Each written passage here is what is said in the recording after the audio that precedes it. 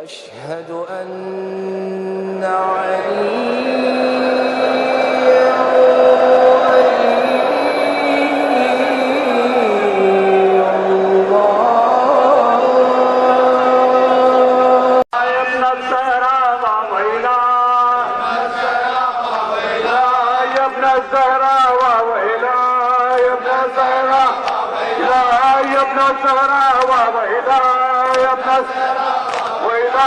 يا ابن الزهراء وإلهي مرحبا لا وإله لا حول ولا قوة إلا بالله العلي العظيم. أعوذ بالله من الشيطان الرجيم. بسم الله الرحمن الرحيم. حسبنا الله ونعم الوكيل، نعم المولى ونعم النصير. الحمد لله الذي لا يبلغ مدحته القائلون ولا يحصي نعماه العادون ولا يعدي حقه المجتهدون. الذي لا يدركه بعد الهمم ولا يناله غوث الفتن. الذي ليس لصفته حد محدود ولا نعت موجود ولا وقت معدود ولا أجل ممدود. فطر الخلائق بقدرته ونشر الرياح برحمته ووتدا بالصخور ميادان أرضه. مولانا ومولى المشرقين جد الحسن والحسين أبي القاسم محمد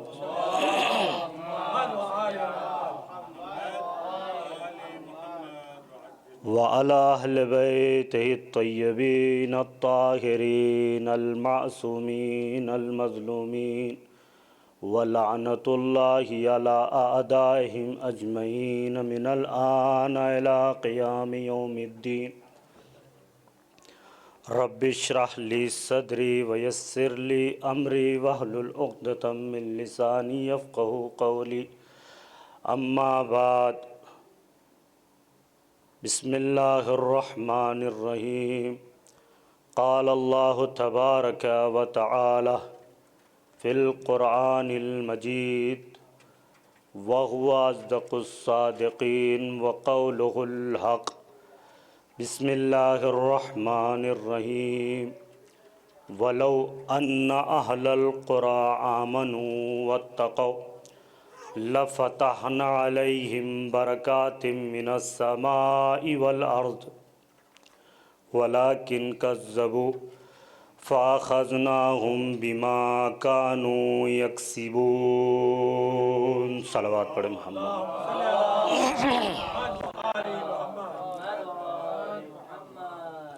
اس سے بہتر انداز میں صلوات پڑھیں محمد و آل محمد کی بارگاہ.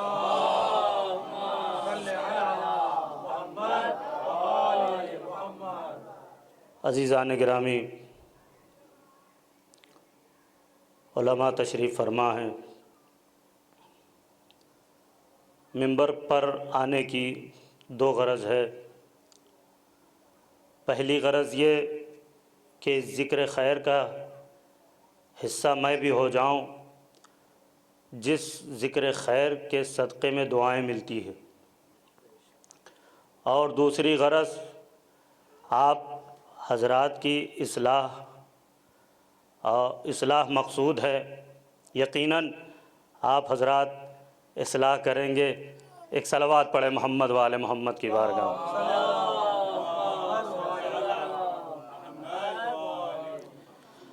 عزیزان گرامی، جس آیہ مبارکہ کو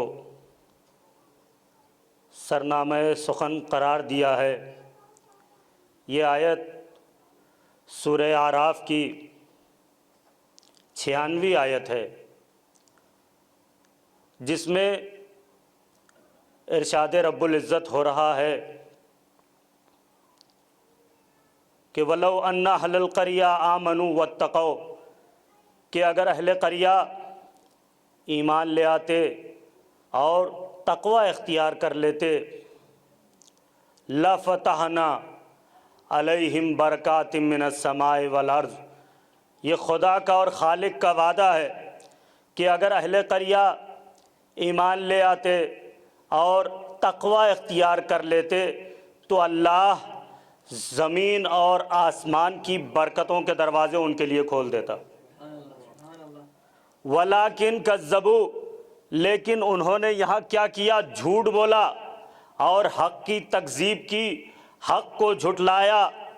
فَأَخَذْنَاهُمْ بِمَا كَانُوا يَكْسِبُونَ، تو اللہ کہہ رہا ہے جب انہوں نے حق کو جھٹلایا، حق کی تکذیب کی، تو ہم نے ان سے ان کے کیے کا حساب لے لیا ہے۔ توجہ فرمایا آپ نے، خدا کہہ رہا ہے کہ ہم نے ان سے کیے کا حساب لے لیا ہے۔ عزیزان گرامی، اس آیت کے اگر پہلے حصے پر غور کریں تو سب سے پہلے جو آیت کا آغاز ہو رہا ہے اور جو آیت کی ابتدا ہو رہی ہے، اللہ مخاطب ہے اہل قریہ سے، اور وہ لوگ مراد ہیں جو پچھلی امتوں میں تھے، گاؤں میں رہنے والے، دیہات میں رہنے والوں سے اللہ مخاطب ہے ہو کر کے اللہ کہہ رہا کہ اگر یہ ایمان لے آتے اور کیا کرتے؟ تقوی اختیار کر لیتے۔ عزیزان گرامی، ہم جس معاشرے میں زندگی گزار رہے ہیں وہاں پر ایمان کا درجہ بعد میں آتا ہے، ایمان بعد میں آتی ہے، اور اس لیے کہ بہت سارے مذہب ہیں، بہت سارے فرقے ہیں، بہت سارے اختلافات ہیں۔ سب سے پہلے تو اختلافات اور اختلاف ہوتا ہے، لوگوں نے اختلاف کیا اللہ کی ذات کے اوپر، اختلاف اللہ کی ذات کے اوپر کیا اور اس بات کے مدعی ہو گئے، قائل ہو گئے کہ نعوذ باللہ اللہ کا وجود نہیں ہے اور کوئی نہیں ہے اس دنیا کا خالق۔ اس قسم کے اعتقادات اور اس قسم کے نظریے جب سامنے آئے تو اس میں 4 قسم کے نظریے ہمارے سامنے آئے۔ پہلا نظریہ اور پہلا گروہ وہ لوگ ہیں جو اس پوری کائنات کو، اس پوری کائنات کی تخلیق کو ایک خیال اور وہم تصور کرتے ہیں۔ توجہ فرما رہے ہیں آپ؟ ایک خیال اور وہم تصور کرتے ہیں۔ کیا مطلب ہے؟ یعنی وہ اس بات کے قائل ہیں کہ یہ دنیا صرف ایک تصوراتی دنیا ہے اور حقیقت سے اس کا کوئی تعلق نہیں ہے۔ دوسرا گروہ جو اس بات پر اعتقاد رکھتا ہے کہ یہ دنیا عدم ہے۔ کیا مطلب عدم؟ یعنی جو وجود کے مقابل میں ہے، اللہ نے اس دنیا کو پیدا نہیں کیا، اس دنیا کا کوئی خالق نہیں ہے۔ اگر آسان لفظوں میں یہ سمجھے کہ ان کا عقیدہ یہ کہ اس دنیا کا کوئی خالق نہیں ہے، اس دنیا کو کسی نے نہیں پیدا کیا ہے، یہ دنیا عدم ہے۔ تیسرا نظریہ وہ لوگ ہیں جو ان 2 نظریوں سے بھی ایک قدم آگے بڑھ گئے، اور کس طریقے سے آپ دیکھیں، یہ اتنے بڑے منکر خدا ہیں، اتنے بڑے اللہ کے وجود کا انکار کرنے والے ہیں، انہوں نے کہا ہے کہ یہ کائنات ازلی ہے، یہ کائنات ازلی ہے۔ کیا مطلب کائنات ازلی ہے؟ کہہ رہے یہ کائنات باقی رہنے والی شے ہے، یہ ہمیشہ رہنے والی شے ہے۔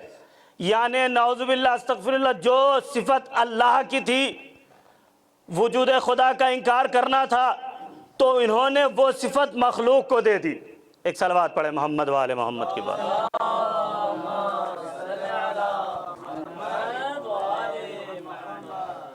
توجہ فرما رہے ہیں آپ؟ تو جو صفت اللہ کی تھی، اس مخلوق نے وہ صفت کو اس کائنات کو دے دیا۔ کیوں؟ اس لیے کہ اللہ کے وجود کا انکار کیا جا سکے۔ اب یہ 3 قسم کے نظریے ہو گئے، توجہ فرما رہے ہیں، یہ 3 نظریے ہو گئے۔ چوتھا جو نظریہ ہے وہ حق ہے، کہ ساری کائنات یہ ممکن الوجود ہے اور ان تمام کا خالق واجب الوجود ہے. یعنی ایک ہی اللہ ہے جو یہ تمام مخلوقات کو پیدا کرنے والا ہے. یہ ساری مخلوقات محتاج ہے اس وجود کے جو واجب الوجود ہے. وہ کسی کا محتاج نہیں ہے, یہ ساری کائنات اس کی محتاج ہے. تو یہ نظریہ حق ہے. آپ نے بڑی آسانی سے سن لیا, میں نے بڑی آسانی سے بیان کر دیا. 3 نظریے باطل ہیں. توجہ فرما رہے, 3 نظریے باطل ہے. کیسے باطل ہو گئے؟ اس لیے باطل ہو گئے کہ جو چوتھا آیا ہے, توجہ نہیں فرمایا آپ نے, جو چوتھا آیا ہے وہ حق پر ہے. اب یہ عدد ہی ایسی ہے, اس کا کیا کیا جائے؟ چاہے یہ یہاں رہے تب بھی صحیح نہیں, وہاں رہے تب بھی صحیح نہیں. صلوات پڑھے محمد و آل محمد کی بات.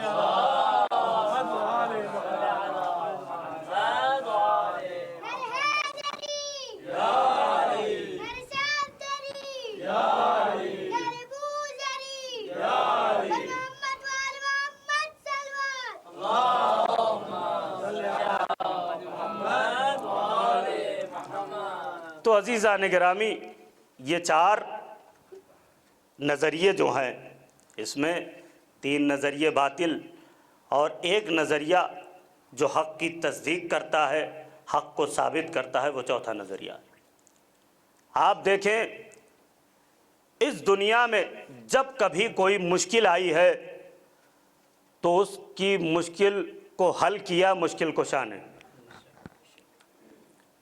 اور کوئی در ایسا نہیں ملا سوائے در اہل بیت کے یا سوائے در علی کے جہاں انسان کو اپنی مشکلات کا حل ملا ہو.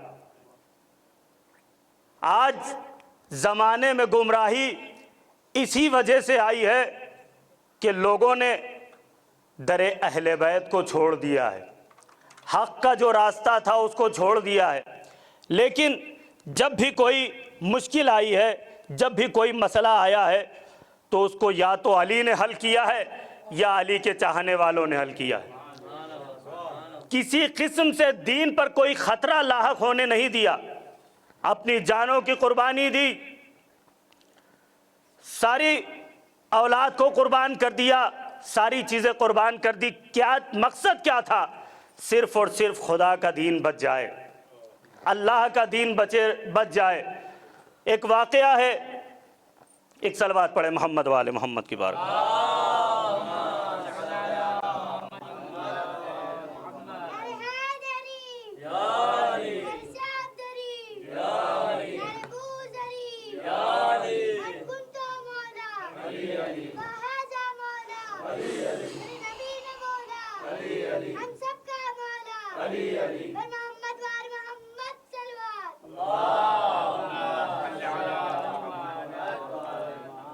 شیخ مفید علیہ الرحمہ کا زمانہ ہے, اور اس زمانے میں ایک شخص ہے جو کہ ملحد ہے, اللہ کے وجود کا انکار کرنے والا ہے.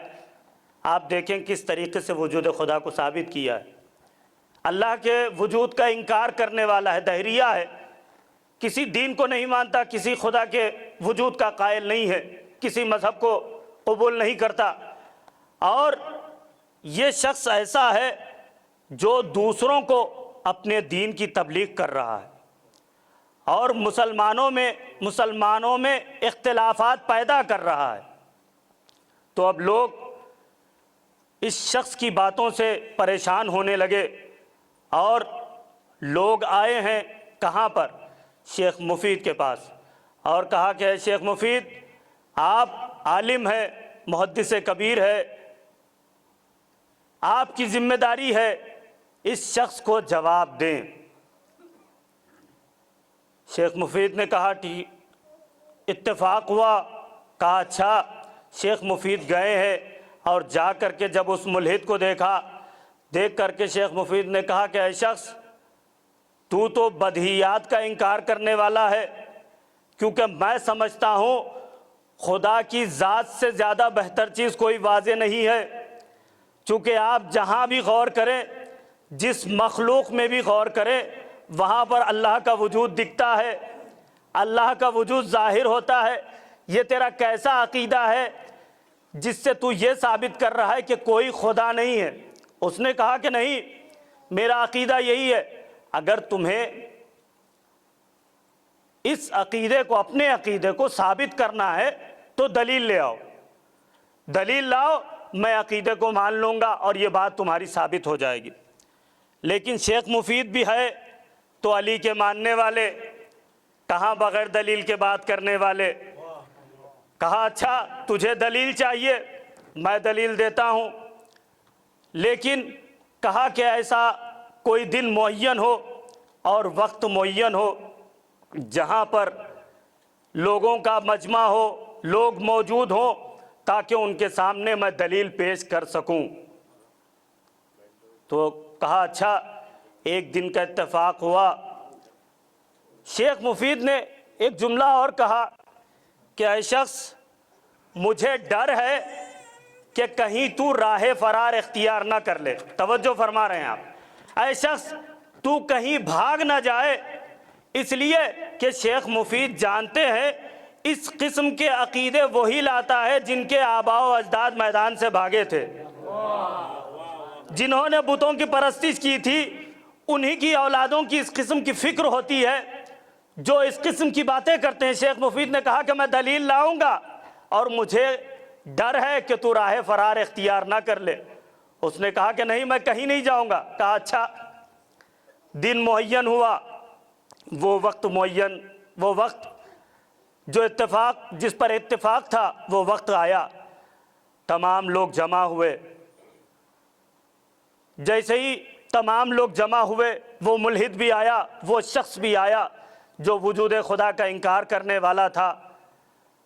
تھوڑا سا وقت میں تاخیر ہوئی، وہ شخص کہنے لگا کہ دیکھو، میں تو پہلے ہی کہہ رہا تھا ان کے پاس کوئی دلیل نہیں ہے، ان کے پاس کوئی دلیل نہیں ہے جو کہ میری بات کو باطل ثابت کر دے یا میرا بطلان ثابت کر دے۔ کہا نہیں آئے ہیں، وقت ہو گیا، پہنچے نہیں ہیں، انتظار ہو رہا ہے۔ تھوڑا سا وقت گزرا، شیخ مفید تشریف لائے۔ جیسے ہی شیخ مفید آئے، یہ شخص دیکھ کر ایک فاخرانہ انداز میں مسکرانے لگا اور کہنے لگا کہ اے شیخ، میں جانتا ہوں تمہارے تاخیر کی وجہ یقیناً تمہارے پاس کوئی دلیل نہیں ہوگی، اور تم آئے ہو مجھ سے شرمندگی طلب کرنے کے لیے اور معذرت طلب کرنے کے لیے کہ میں دلیل نہیں لا سکا۔ شیخ مفید نے کہا کہ اس قسم کی کوئی بھی بات نہیں ہے، میرے پاس وجہ ہے کہ میں کیوں تاخیر سے آیا ہوں۔ بڑی غور سے آپ سن رہے ہیں کہ میرے پاس وجہ ہے کہ میں کیوں تاخیر سے آیا ہوں۔ کہا اچھا، وجہ بیان کر دو پہلے کہ کیا وجہ ہے، کیوں تاخیر سے آئے ہو۔ شیخ مفید نے کہا کہ اے شخص، میں نے راستے میں دیکھا ایک سفینہ چل رہا ہے، ایک کشتی چل رہی ہے اور اس میں تمام لوگ سوار ہیں، لیکن عجیب چیز ہے کہ وہ کشتی چل رہی ہے، لوگ سوار ہیں، میں نے دیکھا کہ اس کشتی کو چلانے والا موجود نہیں ہے۔ شیخ مفید کیا کہہ رہے ہیں کہ اس کشتی کو چلانے والا موجود نہیں ہے۔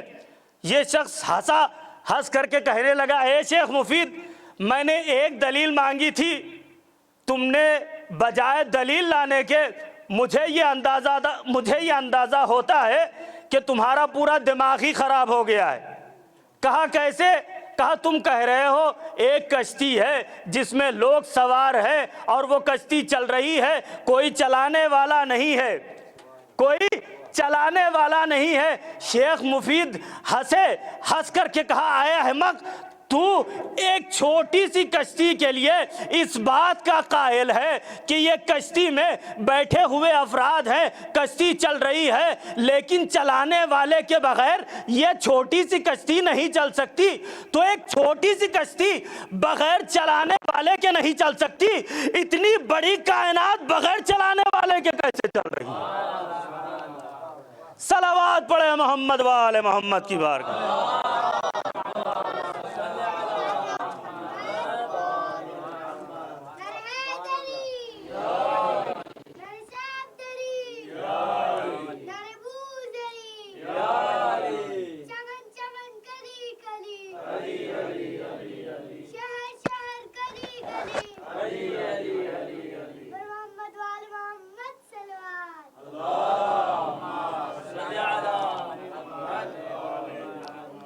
تو توجہ فرمایا آپ نے، وجود خدا کو کتنی آسانی سے ثابت کر دیا۔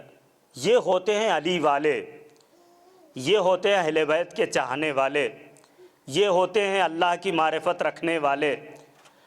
اب آئیں قرآن کے دوسرے حصے پر غور کریں، جہاں اللہ کہہ رہا ہے کہ آمنو، کہ اگر وہ ایمان لے آتے، تو غور کرتے ہیں، پوچھتے ہیں کہ آخر یہ ایمان کی تعریف کیا ہے، کس کو کہتے ہیں ایمان؟ کہے اس کی دو تعریفیں ہیں ایمان کی، پہلی تعریف لغتی تعریف ہے، دوسری تعریف اصطلاحی تعریف ہے۔ اب یہ سب باتیں میں علماء میں نہیں تو عوام میں تو پڑھ نہیں سکتا۔ ایک صلوات پڑھے محمد و آل محمد کی بات۔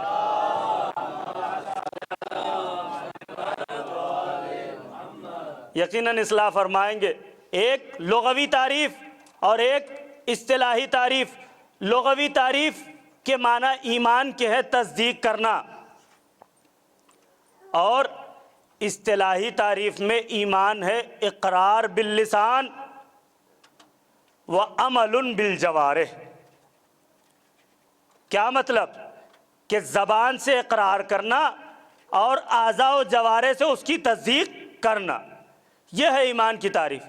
چلیے آپ اور ہم نجف میں بیٹھے ہوئے ہیں، بارگاہ حضرت علی ابن ابی طالب علیہ السلام، صلی علی محمد و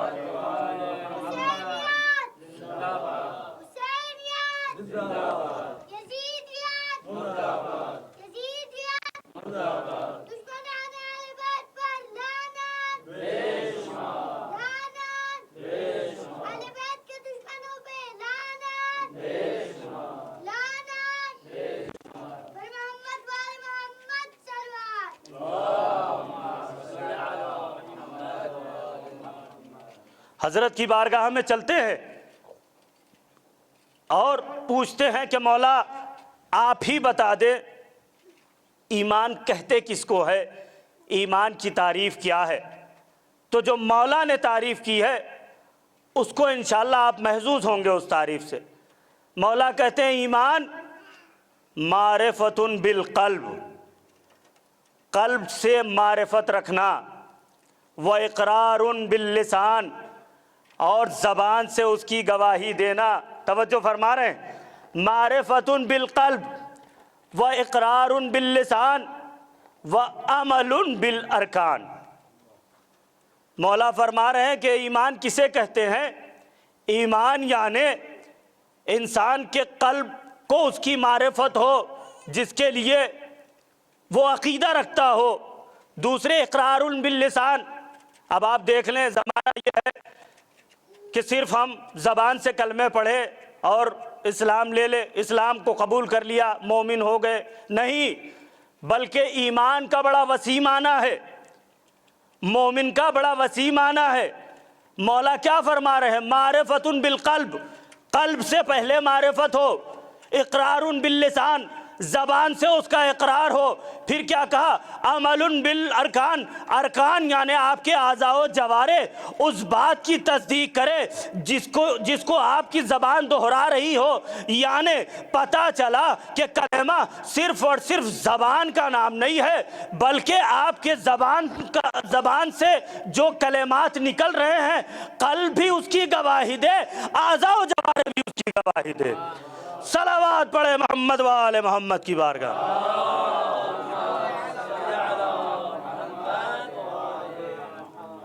تو عزیزان گرامی، اس کا نام ہے ایمان۔ آئے ہمارے اور آپ کے چوتھے امام، پانچویں امام حضرت امام محمد باقر علیہ السلام،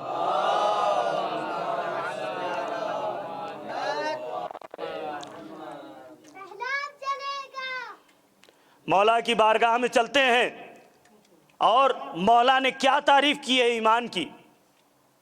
پانچویں امام فرماتے ہیں کہ وَمَن يَكْفُرْ بِالْإِيمَانِ فَقَدْ حَبِطَ عَمَلُهُ،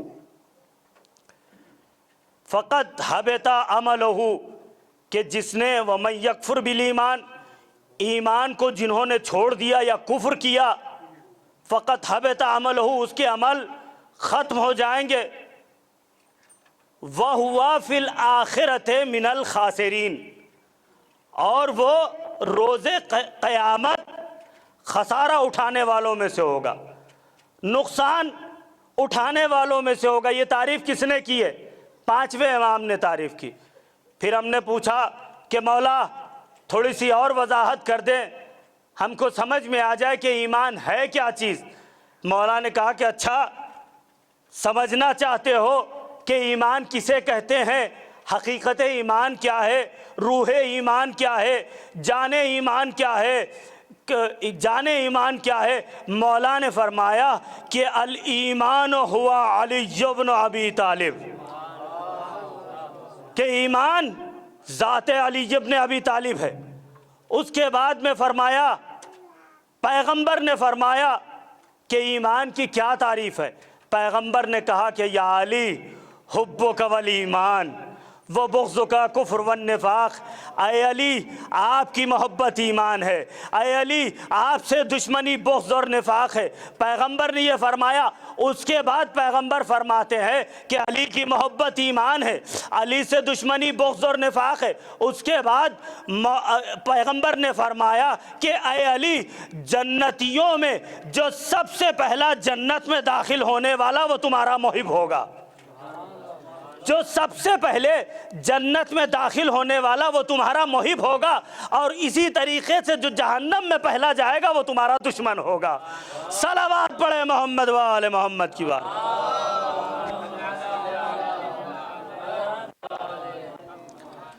تو عزیزان گرامی، یہ علی کی تعریف۔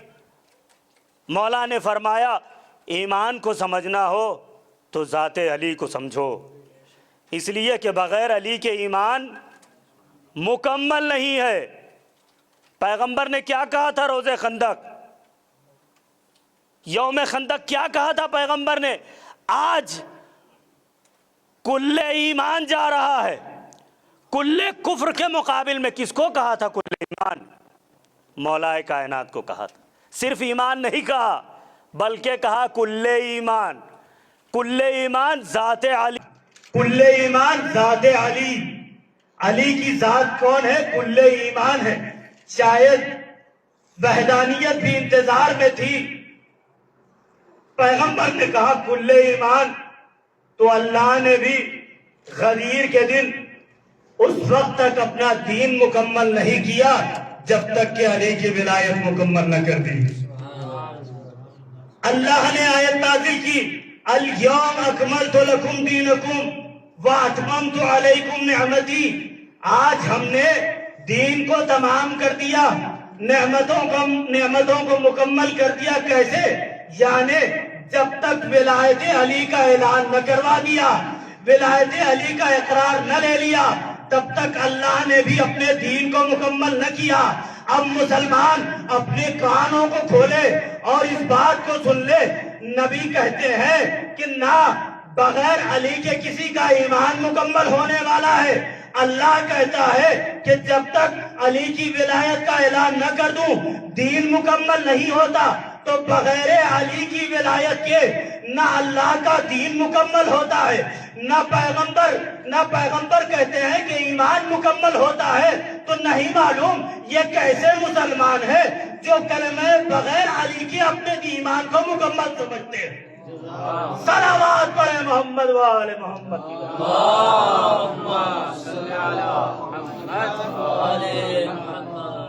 عزیزان گرامی، بغیر علی کے کسی کا ایمان مکمل ہونے والا نہیں ہے۔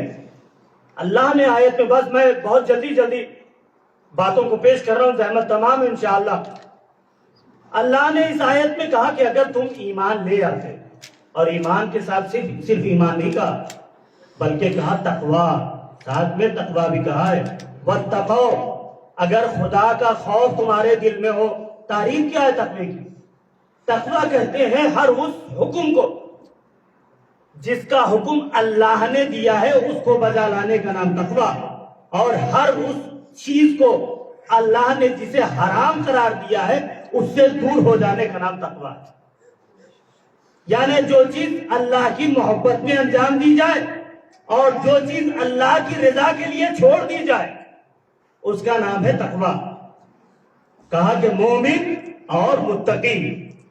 مومن امیر المومنین اور متقی امام المتقین. کون ہے؟ ذات علی ابن ابی طالب علیہ الصلوۃ والسلام.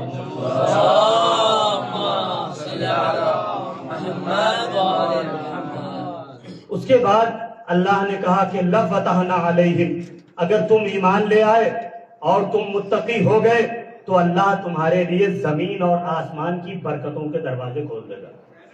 کیا مراد ہے یہاں پہ برکات سے؟ اللہ نے کہا خیر کثیر. خیر کثیر ہے مومنین کے لیے. پھر اس کے بعد بتایا کہ زمین اور آسمان کی برکتیں کون سی نعمتیں ہیں. کہا کہ یہ آسمان سے برسنے والی بارش یہ اللہ کی رحمت ہے، اور زمین سے اگنے والا اناج یہ اللہ کی نعمت ہے. اگر تم نے کفران نعمت کیا تو نہ تمہیں خدا کی طرف سے پانی میسر ہوگا نہ تمہیں خدا کی طرف سے اناج ملے گا. اب سمجھ لیں کہ اگر اناج نہیں مل رہا ہے اور پانی نہیں مل رہا ہے تو کہیں نہ کہیں خدا کی ناراضگی کو آپ نے مول لیا ہے، جس کی وجہ سے یہ چیزیں انجام پا رہی ہے کہ اللہ کی طرف سے نہ بارش کا نزول ہو رہا ہے نہ زمین سے اناج مل رہی.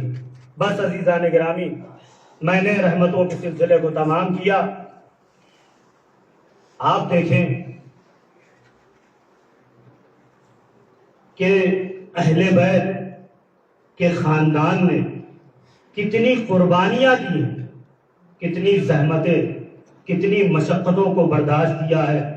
کس چیز کے لیے؟ تاکہ خدا کا دین بچ جائے. صرف ایک غرض تھی کہ اللہ کا دین بچ جائے. اور روز عاشور سید الشہداء کے لیے آسان دن نہ تھا. روز عاشور حسین کے لیے مصیبتوں کا دن تھا. کس مصیبت کو میں کہوں کہ یہ مصیبت چھوٹی تھی؟ کوئی ایسی مصیبت نہیں تھی جو حسین کے لیے چھوٹی رہی ہو. حسین کبھی کریل جوان کے جنازے کو اٹھاتے ہیں، حسین کبھی بازو برابر بھائی عباس کے بازوؤں کو اٹھاتے ہیں. ہائے عزادارو، روز عاشور حسین اتنا غریب ہے، کبھی چادر میں قاسم کے ٹکڑوں کو جمع کر رہے ہیں. عزاداران مظلوم کربلا، یہ روز عاشور ہے. آج 5 محرم ہو گئی ہے. جیسے جیسے دن گزر رہا ہے ہم روز عاشور کے قریب ہو رہے ہیں. اللہ اکبر، یہ کیسا دن تھا؟ یہ قیامتوں کا دن تھا. اور ہم جب کبھی ماہ محرم آتا ہے ہم بڑے تڑپتے ہیں کہ مولا ہمیں عزاداری مل جائے. مولا ہم کسی طریقے سے آپ کو پرسا پیش کر دے. مولا ہماری عزاداری کو قبول کر لے. مولا ہمارے آنسوؤں کو قبول کر لے. مولا میں جانتا ہوں کہ ہم سے زیادہ وہ بیوی تڑپتی ہے جنت البقیع میں جو حسین کی ماں ہے. جہاں کہیں فرش اذا بنتی ہے وہ بیوی آ جاتی ہے، رونے والوں کو دعائیں دیتی ہے. اے رونے والوں، خدا تمہاری گودیوں کو سلامت رکھے. عزاداران مظلوم کربلا، یہ کیسی محرم تھی روز عاشور کو. امام حسین علیہ السلام روز عاشور یکو تنہا حسین ہے. حسین غریب ہو گیا ہے. حسین نے آواز استغاثہ بلند کی، حل من ناصر ینصرنا، حل من مغیث یغیثنا. ہے کوئی حسین کی آواز استغاثہ پہ لبیک کہنے والا؟ عزادارو، شہزادے علی اصغر نے جیسے ہی اس آواز کو سنی کہا ہوگا میرا بابا کتنا مجبور ہو گیا. نہ بھیا علی اکبر رہے، نہ چچا عباس رہے، رہے، کوئی نہ رہا، میرا بابا یکو تنہا ہے۔ آزاداران مظلوم کربلا، حسین نے آواز استغاثہ بلند کی۔ یہ آواز استغاثہ خیمے میں رباب کے بچے کے کانوں میں گونجی۔ علی اصغر نے اپنے آپ کو جھولے سے گرایا۔ ادھر حسین مظلوم تشریف لائے، لا کر کہا اے بہن زینب، ابھی حسین زندہ ہے، یہ گریے کا کیا سبب ہے؟ بیویوں کی آوازیں بلند ہے۔ آزاداران مظلوم کربلا، شہزادی زینب نے کہا بھیا آپ کی آواز استغاثہ میں اتنا درد تھا۔ علی اصغر نے اپنے آپ کو جھولے سے گرا دیا۔ اجرکم اللہ، خدا آپ کو کسی غم میں نہ رلائے۔ آزاداران مظلوم کربلا، امام حسین علیہ السلام نے کہا لاؤ میرے بچے کو میرے حوالے کرو۔ عزادارو، آپ بھوک محسوس کر رہے ہیں، آپ پیاس محسوس کر رہے ہیں، صاحبان اولاد یہاں پر موجود ہے، اس احساس کو سمجھ سکتے ہیں۔ جب کبھی آپ کے ساتھ بچے ہو، دھوپ کی شدت ہو، تو انسان کیا کوشش کرتا ہے؟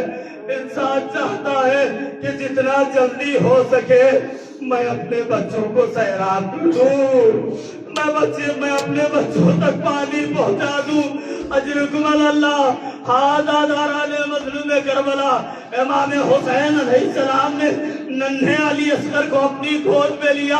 حسین نے دھوپ کی تپش کو دیکھا، ابا کے دامن میں اصغر کو لیے فوج آدھا کی طرف حسین چلے ہیں۔ آزاداران مظلوم کربلا، حسین فوج اشقیاء کے درمیان چلے ہیں، اور جانے کے بعد فوج اشقیاء سمجھ رہی ہے کہ حسین شاید قرآن لا رہے ہیں، حسین شاید بیعت کرنا چاہ رہے ہیں۔ عزاداران مظلوم کربلا، حسین نے ابا کے دامن کو ہٹایا۔ فوج اشقیاء نے دیکھا رباب کا نام 6 مہینے کا ایک بچہ ہے جسے حسین لائے ہیں۔ مجھے نہیں معلوم کس احساس کے ساتھ جس حسین نے کبھی کسی کے سامنے دست ادب کو پیش نہ کیا ہو، دست ادب کو پیش نہ کیا ہو، وہ حسین کس دل سے اس فوج اشقیاء سے پانی کا مطالبہ کرے۔ عزادارو، امام حسین علیہ السلام نے اس مقام پر ایک عجیب فطرہ کہا ہے۔ حسین کے لیے لاش علی اکبر کو اٹھانا آسان نہ تھا، حسین کے لیے عباس کے بازوؤں کو لانا آسان نہ تھا، حسین کے لیے پامال لاشا لانا آسان نہ تھا، لیکن حسین اس موقع پر جب شہزادے علی اصغر کے لیے آب سوال کا پانی کا مطالبہ کر رہے ہیں، حسین نے کہا ہے شیرو، کاش تم کربلا میں ہوتے تو تم دیکھتے کہ کیسے میں اپنے بچے کے لیے پانی کا سوال کر رہا ہوں۔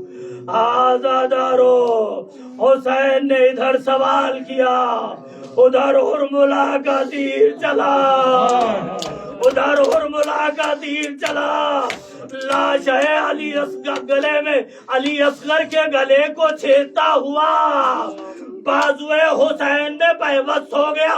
بڑی آسانی سے سن لیا آپ نے، تاریخ کہتی ہے من الورید الی الورید۔ آزادارو، یہ تیر کوئی آسان تیر نہ تھا، سے شعبے کا تیر جب علی اصغر کے گلے پر لگا ہے، علی اصغر کا گلا چھد گیا۔ کسی مقام پر حسین اتنے پریشان نظر نہ آئے، حسین اتنے پریشان نظر نہ آئے۔ اب حسین کو لاش علی اصغر کو لے کر خیمے کی جانب جانا ہے۔ اجرکم اللہ، بس میں نے آپ کی رحمتوں کو تمام کیا۔ آزاداران مظلوم کربلا، لاش علی اصغر کو لے کر ایک باپ ہے کیسے ماں کو بتائے، کیسے رباب کو بتائے۔